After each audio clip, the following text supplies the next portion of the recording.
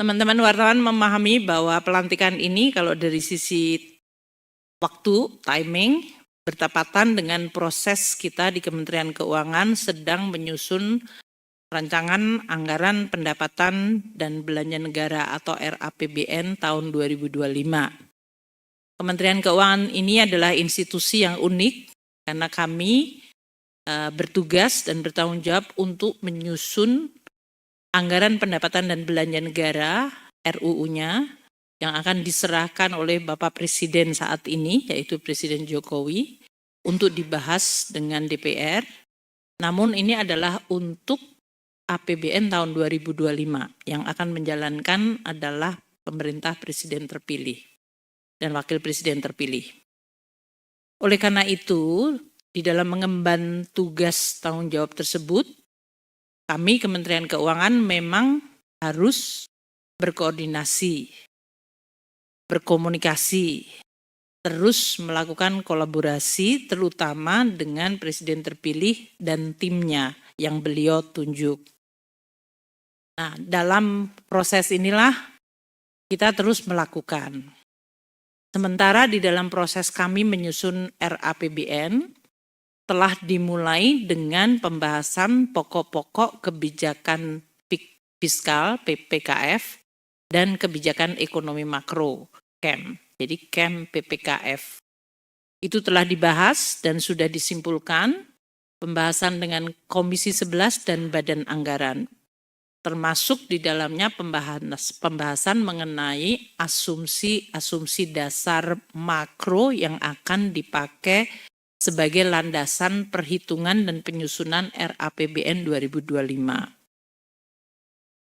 Kami terus berkoordinasi dalam proses siklus APBN-nya dalam hal ini, tentu saja membahas, mendiskusikan, dan kemudian mengambil kesimpulan dengan DPR, dan pada saat yang sama berkomunikasi, berkoordinasi dengan tim Presiden terpilih di dalam rangka penyusunan RAPBN 2025 tersebut beserta nota keuangannya. Ini tujuannya adalah agar RAPBN 2025 mencerminkan dan sekaligus sinkron dengan prioritas kebijakan dari Presiden terpilih dan Wakil Presiden terpilih. Nah, Pak Thomas Jiwandono ini sebagai Wamenkeu akan bekerja sama dengan Pak Wamenkeu yang sekarang tentu adalah Pak Suhasil Nasara dan juga seluruh pejabat eselon 1 yang sekarang ini berdiri di sebelah kiri untuk bisa menjalankan tugas mengelola keuangan negara, menjalankan tugas sebagai bendahara negara bersama-sama kita dan terus menggunakan instrumen keuangan negara untuk bisa merespons dinamika perekonomian global dan nasional yang akan terus meningkat. Sekaligus juga kita harus mampu untuk memitigasi risiko dari berbagai dinamika tersebut supaya kita tetap bisa menjaga stabilitas ekonomi, menjaga dan memperkuat momentum pertumbuhan ekonomi, dan sekaligus juga untuk menjaga instrumen fiskal atau APBN agar terus sehat berkelanjutan. Sebagai Wakil Menteri Keuangan 2, Mas Tommy dalam hal ini akan semakin memperkuat kami di Kementerian Keuangan dan di dalam berkoordinasi dengan tim proses transisi ini, di dalam proses transisi pemerintahan ini.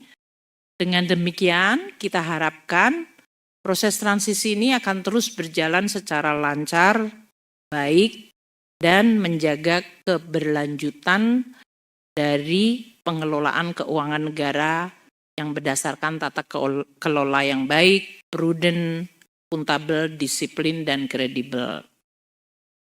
Nah, karena Mas Tommy ini sudah menjadi Ketua Tim Gugus Sinkronisasi terutama untuk bidang ekonomi dan keuangan, dan selama ini sebetulnya lebih dari 3 bulan ya Mas Tommy ya, kita terus sudah berkoordinasi secara cukup intensif.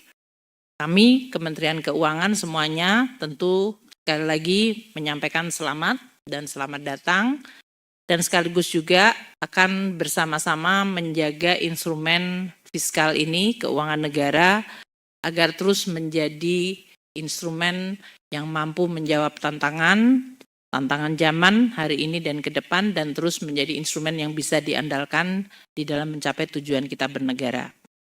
Mungkin demikian yang bisa saya sampaikan. Jelajahi cara baru mendapatkan informasi. Download Metro TV Extend sekarang.